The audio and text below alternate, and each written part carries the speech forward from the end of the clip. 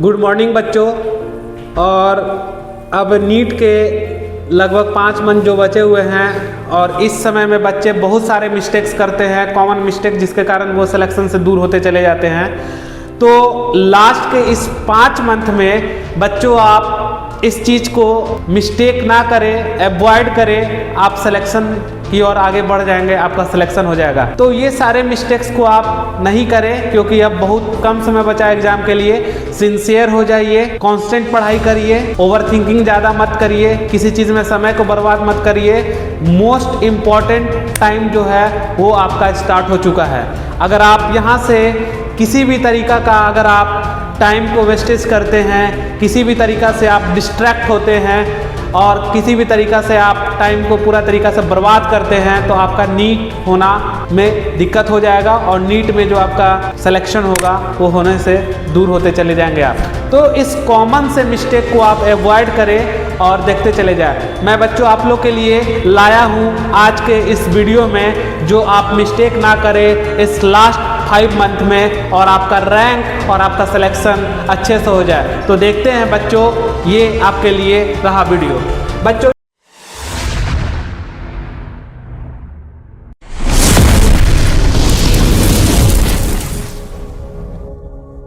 ये लास्ट का 5 month mistake number 1 जो है हमारा टाइम ऑफ समराइज।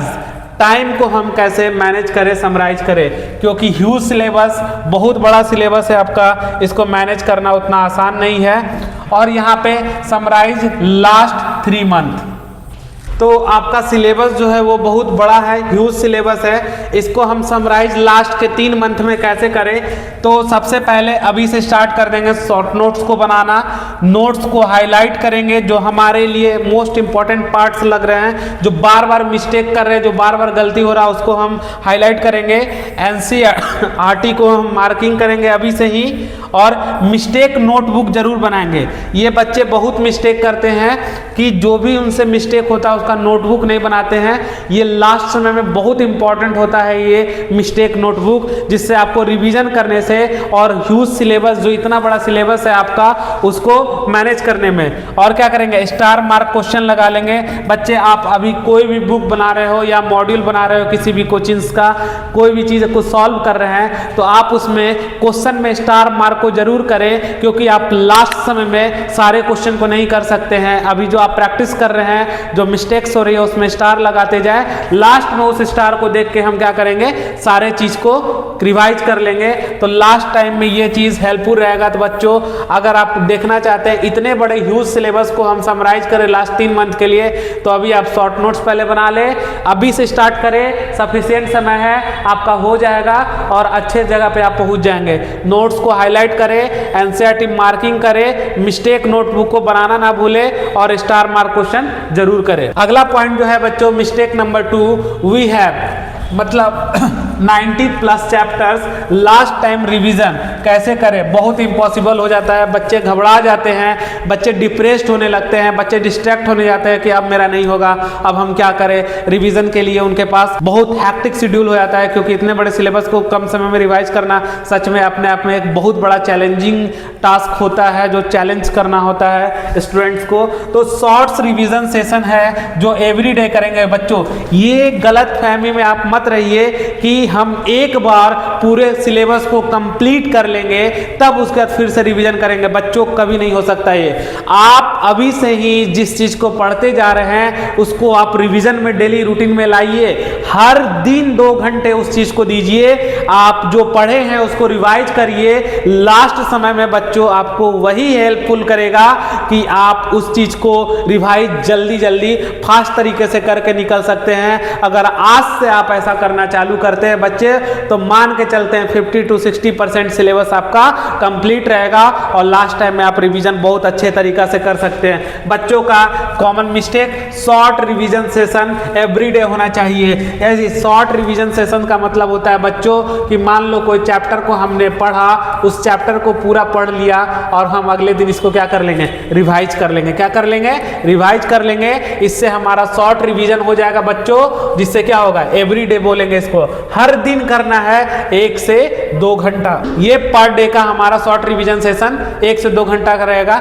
अब देखो बच्चों का जो कॉमन मिस्टेक्स होता है कि कभी भी सिलेबस कंप्लीट करने का वेट मत करो, कभी भी तुम सिलेबस को कंप्लीट करने का वेट मत करो, क्योंकि ये इतना बड़ा सिलेबस है कि इसको कंप्लीट करके फिर से रिवीजन जाएंगे तो हम कितना बार रिवीजन कर पाएंगे, नहीं कर पाएंगे। तो जैसे जो चैप्टर को पढ़ाया जा रहा है उस चैप्टर को आप उसी समय शॉर्ट रिवीजन करें, मतलब पर डे 1-2 घंटा पीछे के चैप्टर्स को जो हमने पढ़ा है उसको रिवाइज करने में समय दें। अगला है स्टार्ट कर दो, नहीं तो लेट हो जाएगा। सही बात है, शॉर्ट रिवीजन अभी से स्टार्ट कर दो, नहीं तो तुम बहुत लेट हो जाओगे। ये 2 मोस्ट इंपॉर्टेंट पार्ट है बच्चों आपके लिए, इस पे आप ध्यान देना, इस चीज को मिस्टेक नहीं करना। आगे देखते हैं बच्चों, ये हमारा तीसरा मिस्टेक है। क्या करते हैं कि सभी लोग बोलते हैं एनसीईआरटी के बायोलॉजी को आप पढ़ लीजिए। अब तो सभी बच्चे एनसीईआरटी के बायो को पढ़ते भी हैं, फिजिक्स को छोड़ देते हैं, केमिस्ट्री को छोड़ देते हैं। ये बिल्कुल गलती ना करें, इसे भी रीड करें, क्योंकि स्टेटमेंट का जो क्वेश्चन आ रहा है आजकल वो एनसीईआरटी से आ रहा है। कहाँ से आ रहा बाबू, एनसीईआरटी से। भूल कर आपने एनसीईआरटी को छोड़ दिया, आपका 2 से 3 क्वेश्चन गलती हो गया, आप सिलेक्शन से चूक सकते हैं, आपका रैंक गड़बड़ हो सकता है आपका सिलेक्शन वही 2-3 क्वेश्चन से ना हो। आपको कितना गिल्ट फील होगा, काश मैंने पढ़ लिया रहता है एनसीईआरटी तो आज मेरा सिलेक्शन हो गया। ये बच्चों काश शब्द को कभी आने ही मत दो, क्योंकि ये काश आना बहुत तकलीफ पहुंचाता है। इसलिए अभी से पूरे फिजिक्स के एनसीईआरटी को, केमिस्ट्री के एनसीईआरटी को और बायो के एनसीईआरटी को रीड अच्छे से करो। बायो जनरली नीट के जो बच्चे हैं वो तो रिवीजन करते हैं, क्योंकि नीट में बायोलॉजी जो है वो एनसीईआरटी से ही आते हैं, तो बायो पे तो फोकस करते हैं। आप बच्चों केमिस्ट्री और फिजिक्स को भी फोकस करें, काहे कि आपके स्टेटमेंट क्वेश्चन वहाँ से अभी वक्त है, यही चीज़ हम बोल रहे हैं। लास्ट टाइम में फिर नहीं तो घबरा जाओगे, गड़बड़ हो जाएगा। लास्ट टाइम में एनसीईआरटी पढ़े, नोट्स पढ़े, क्या पढ़े समझ में नहीं आएगा, डिस्ट्रैक्ट होगा, तुम तैयारी छोड़ दोगे, तुम्हारा सिलेक्शन नहीं होगा। ये होते हैं कॉमन मिस्टेक आजकल के बच्चों से। अगला देखते हैं बच्चों, मिस्टेक नंबर 4, नीट में क्वेश्चंस इंपॉर्टेंट है बच्चों। जितना क्वेश्चन आप बनाएंगे उतना आपके लिए हेल्पफुल होगा, क्योंकि सारा का सारा गेम क्वेश्चंस का है। ये जो हम बैठने जा रहे हैं एग्जाम में, वहां पे सारा गेम क्वेश्चन का ही है। आपके जितने अच्छे क्वेश्चन के प्रैक्टिस होंगे उतने जल्दी आप उसको क्या करेंगे कि अच्छे से पढ़ेंगे, समझेंगे और तुरंत क्वेश्चन को क्या करेंगे, बना लेंगे। तो जितना प्रैक्टिस करेंगे उतना आप परफेक्ट होते जाएंगे, उतना आप सिलेक्शन के नजदीक होते जाएंगे। नीट इज गेम ऑफ क्या, क्वेश्चंस। तो नीट गेम है क्वेश्चंस का। थ्योरी रीड, हम बार बार ये सोचते हैं कि हम बहुत थ्योरी पढ़ लेंगे, कुछ नहीं होगा बच्चों। थ्योरी पढ़िए, क्वेश्चंस लगाइए, थ्योरी पढ़िए, क्वेश्चंस लगाइए। केवल थ्योरी पढ़ने से आप कभी डॉक्टर नहीं बन सकते हैं। आपको डॉक्टर बनने के लिए क्वेश्चन प्रैक्टिस करना ही पड़ेगा बच्चों, बहुत क्वेश्चन प्रैक्टिस करना पड़ेगा। अगर आप जितना ज्यादा क्वेश्चन को प्रैक्टिस करेंगे उतना परफेक्ट होंगे और उतना जल्दी समय में, एकदम कम समय में आप क्वेश्चन को अटेम्प्ट करके आप सॉल्व कर लेंगे और अच्छे रैंक से पास आउट हो जाएंगे बच्चों। अगला है बच्चों क्वेश्चंस। ये जो क्वेश्चंस है हमारा 2 से 5 PM में 100 क्वेश्चन कम से कम बनाओ। कम से कम 2 से 5 के PM में आप 180 क्वेश्चन बनाने का आप हैबिट को डाल लीजिए, क्योंकि आपका टेम्परामेंट वहाँ पे सही रहेगा। क्योंकि एग्जाम का जो कंडीशंस होता है वो 2 से 5 रहता है। कोई बच्चे दिन में सोते रहते हैं, तो हो सकता है उस समय नींद आने लगे, ऐसा लगे, तो उस चीज़ को आप छोड़िए। 2 से 5 में अपनी फुल एनर्जी को झोंक दीजिए, क्योंकि आपका जो नीट का एग्जाम है वो 2 से 5 में होगा। और उस टेम्परामेंट को आप हैंडल करने का कोशिश करिए, उस एनवायरनमेंट में अपने आप को अडेप्ट करिए, आप अच्छे से क्वेश्चंस को करिए, आप बहुत अच्छा कर सकते हैं। तो 180 क्वेश्चन आराम से बनाएंगे हम 2 से 5 के बीच में। 90 बायो, 45 फिजिक्स, 45 केमिस्ट्री।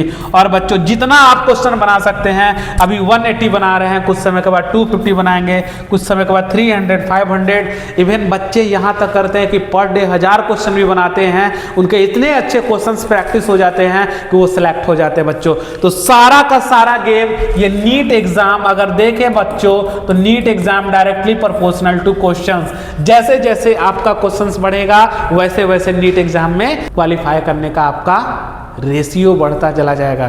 तो number of question increases, NEET selection is also increases, both क्या आर द डायरेक्टली प्रोपोर्शनल, यानी कि NEET directly proportional to question. जैसे जैसे क्वेश्चंस को बढ़ाते जाएंगे वैसे वैसे नीट में जो हमारा है वो सिलेक्शंस बढ़ता जाएगा बच्चों, समझे। अगला है game of question of NEET. ये तो आप जान ही रहे हैं कि नीट में क्वेश्चन का ही गेम है। अगला देखते हैं बच्चों, ये सबसे बड़ा मिस्टेक करते हैं आज के बच्चों, मॉक टेस्ट। क्या बोलते हैं इसको बाबू?